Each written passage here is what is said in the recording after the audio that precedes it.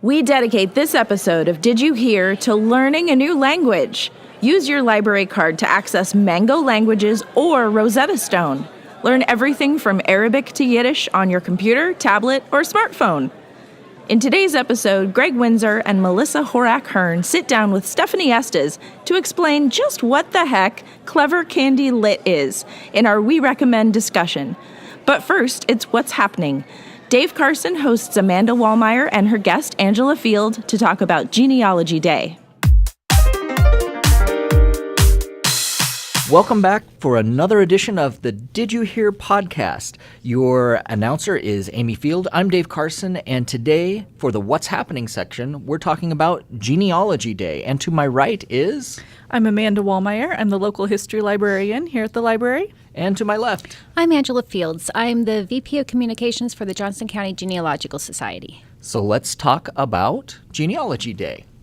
So March 9th is National Genealogy Day, and so this year we are going to hold an open house and resource fair where people can come in and learn about what the Genealogical Society does, the collection they have here at the library, and various other tools and resources they can utilize in their research. Excellent. Great. I also want to mention it is an event going from 10 o'clock to 3 o'clock, and you don't have to be there for the entire event. We're going to have multiple events going on. We have 4 presentations throughout the day. At 10:30, we have a beginning genealogy talk. 11:30 is getting the most from Find a Grave, which is a website where you can look up gravesite information. At 1 o'clock, I'll be talking about Ancestry DNA, which should be very interesting because they have a whole bunch of new tools they just released yesterday. And at 2 o'clock, we have a talk on what is WikiTree.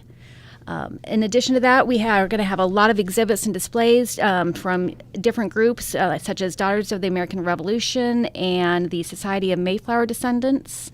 And you can also get information about different software that's available, such as Family Tree Maker, Roots Magic. We also have some special interest groups for a writers group and DNA. Just a lot of stuff going on. Yeah, it sounds like a full day. Indeed. Some of the folks that are going to be talking at this event, tell us a little bit about them. So most of them are representatives from the Genealogical Society. Are we bringing in any outside? Nope. Course. So everyone is from the Genealogical Society.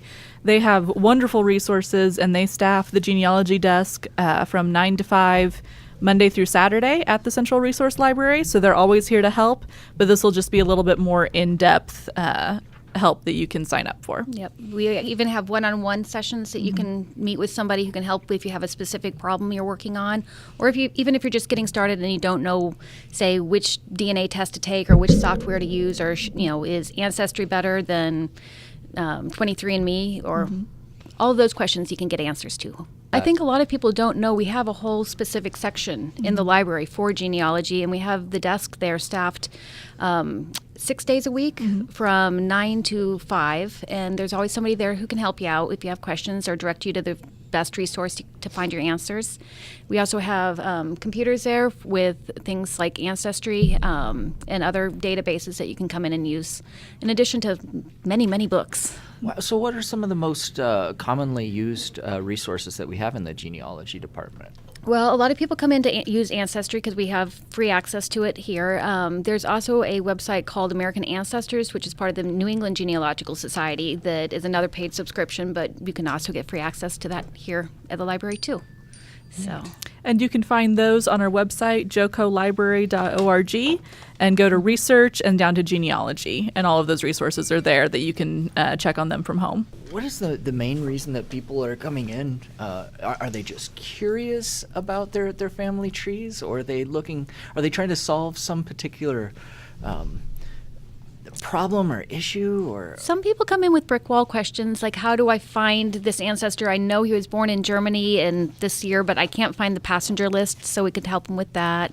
I've had a lot of people coming in asking DNA questions lately because that's quite the hot topic these days, and so trying to direct people on which is the best test to take. That I had one lady actually just today looking to do a DNA test for her direct paternal line, but it turned out she was going to have her brothers take the test, but it turned out it was for her mother's father's line. And that won't work because you have to have the direct father link.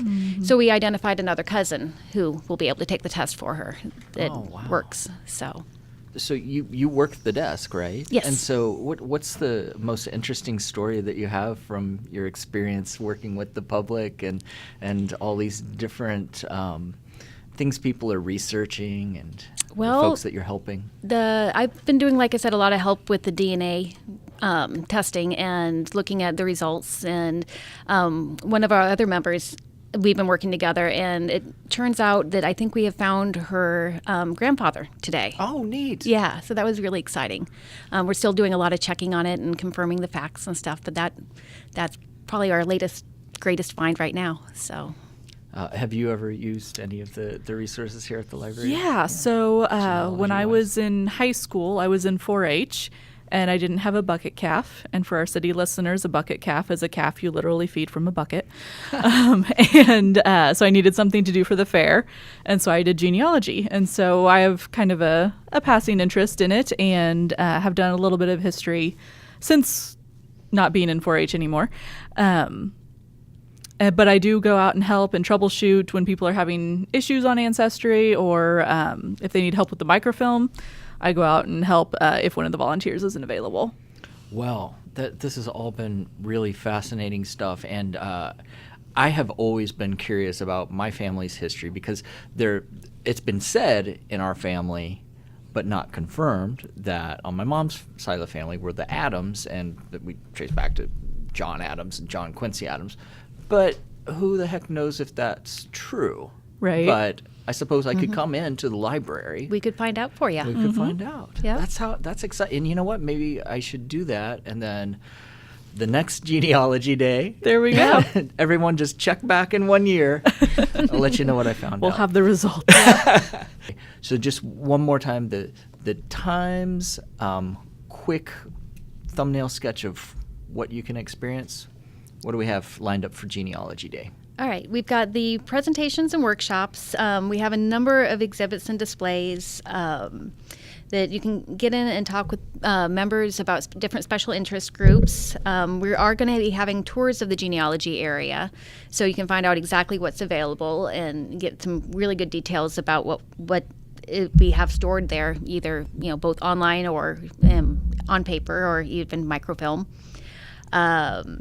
That Amanda, you're doing a record your history in our makerspace, Yes, which is so exciting. through StoryCorps, it's an app on your phone, and we're going to have people record their oral histories in the makerspace in the sound booth. Oh, wow.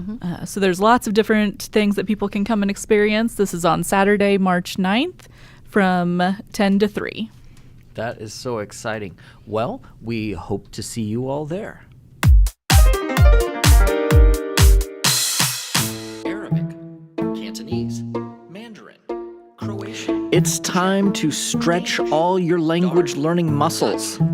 Listening, reading, writing, and speaking. We've got 2 different resources available for you at the library. So you can learn a language. Doesn't matter what age you are. It doesn't matter if you're any good at languages.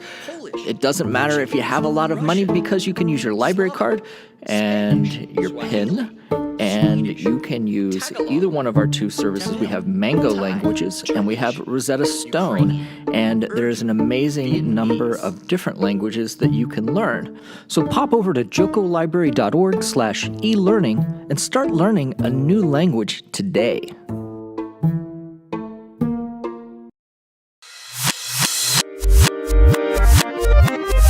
Welcome back to the Did You Hear podcast. We're ready for We Recommend, and I am surrounded by librarians once again, and one thing that librarians love to talk about, it's books. And we're going to talk about a really interesting subgenre of books. And before we do that, and before I turn it over to Gregg to let him run away with that crazy conversation, let's introduce who's sitting around the table. First, to my left. I'm Stefanie Estes. I'm an information specialist at Oak Park. My name is Gregg Winsor. I'm a reference librarian, and my specialty is Reader's Advisory. And I'm Melissa Horak-Hern. I'm a civic engagement librarian. All right. Well, Greg, tell us what subgenre or genre are we talking about today? It is not just a genre. It contains multitudes, Dave. We are going to be talking about clever candy lit. What? And this is a term that's invented by Stefanie. What? Or maybe not. But I made it up. You made it up? Okay, well it sounds really good. It should be a thing. It's absolutely a thing. It is a thing now. It's a thing now. And I guess the first question on everyone's mind, Stefanie, is what is clever candy lit? How do you define it? Juicy love stories with brains. So Could you give me an example? the first clever candy lit that I think was ever created was Pride and Prejudice. You have this beautiful romance, elegant language, class politics. It's fabulous. And it's not a typical romance, doesn't necessarily end up in the romance section, certainly not produced in that cheapy mass markety paper. Okay, but this is clever, and then candy. So this is both kind of stimulates the mind And it's delicious. and it's delicious for the brain. for both things. So can you tell me, besides kind of the Pride and Prejudice, what makes up what has to be present in a book to make it a clever candy? For me, it's my favorite genre since I made it up, right? So it has to be really delicious. There has to be some great character development. There has to be some character growth.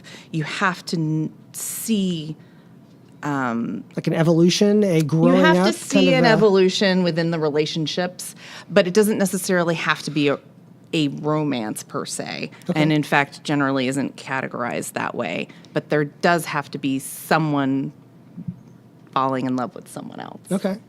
Yeah. So we talked before with Beth about romances and how they kind of follow a formula, and so they're comfy that way because you know what's going to happen.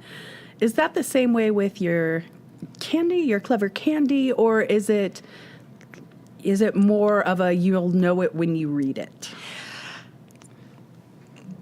It's hard to find a clever candy book, which is why I made a list in the first place. Thank you for that. You're welcome. So let's give us an example. What is a book that resides at the top or near the top of your personal clever candy pantheon? I would say Bridget Jones's Diary.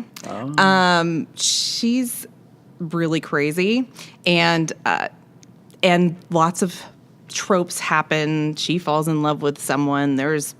It's basically Pride and Prejudice rewritten, for those that may have not read the book or seen the film, both of which are actually excellent, by the way. So she goes through a lot of growth. She's actually quite smart, although she thinks she is not. The secondary characters that come in are really fun, and you love them just as much as you love her. The dialogue is very zippy and The quippy. dialogue's zippy and smart. Yes. So it does take a little bit to read through her self-hate in her diary entries. And then you do see her grow and actually kick some major butt in the end, and also get away with a lifelong love. At least we think so. There's more installments in that series that I don't know that I would recommend reading. Just read the first one. Keep with the first one. Spoiler. Sorry. So why don't you give us another example of clever candy that maybe came out more recently? This is going to be funny. So there was a book that recently won the Pulitzer Prize. It's called Less. It's about a man whose boyfriend of 9 years is engaged to someone else. He gets a invitation to the wedding, and he's kind of a loser author. He hasn't really taken off. He is a writer, and he gets invited to a lot of literary events that he'd rather not attend. But in order to avoid the wedding, he decides to accept every single invitation and go across the globe. How much more delicious does that get? That is great. Yeah. Yeah. So this is a clever candy lit that won the Pulitzer Prize. It won the Pulitzer Wow. Prize, so it's extremely clever. Okay.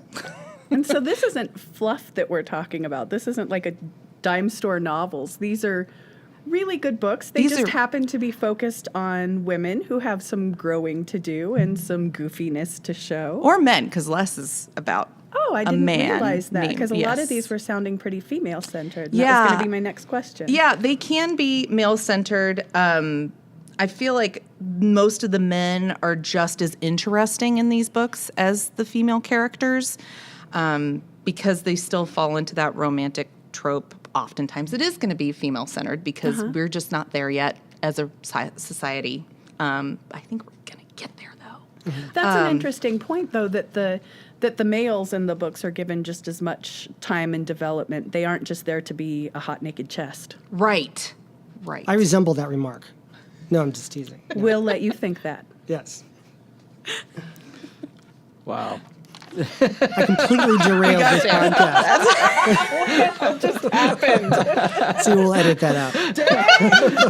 Nope, that stays in. It was perfect. But honestly, this is new to me. I think it's new to everyone because you invented the term. I think it's fascinating. And so you've developed this list. Did you want to go through all the titles on your list, or give us just a sample of a handful of them? Just wet our Why don't whistle. you give us at least a couple more? And then we expect a full list on the website. There Right, is a and then full we'll- list on the listeners are website. Then we'll make sure to It's give there. people instructions on where to find that list. Sure.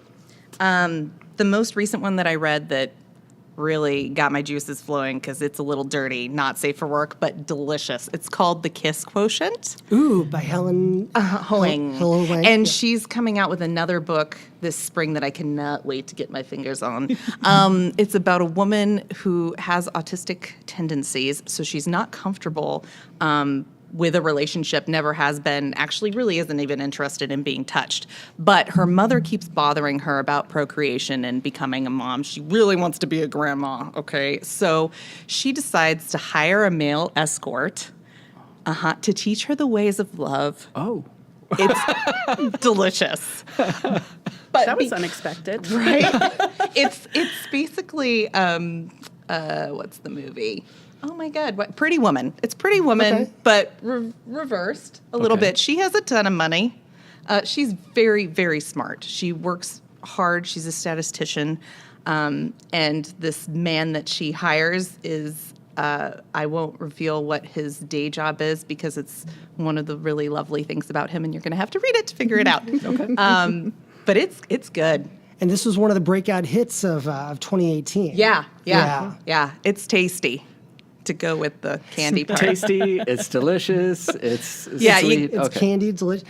You got to make it happen. And the cover is very relaxed, so no one will know that it's that tasty when you're reading it in public. So how would you compare Clever Candy Lit to kind of beach reads, which normally people would kind of classify as kind of fun and light, but also kind of quippy as well? You can do, beach reads can sometimes be very depressing. Oftentimes they have some family strife that's hard to, I just can't handle most of the beach reads that people are plugging these days because usually they have a depressing element or they're too fluffy and there's no brain to them. So it's one or the other. And for me, I need that romance to get through my day right now with how crazy this world is right now. And also, I have 2 small children, so anyone that has small children at home knows exactly what I'm talking about.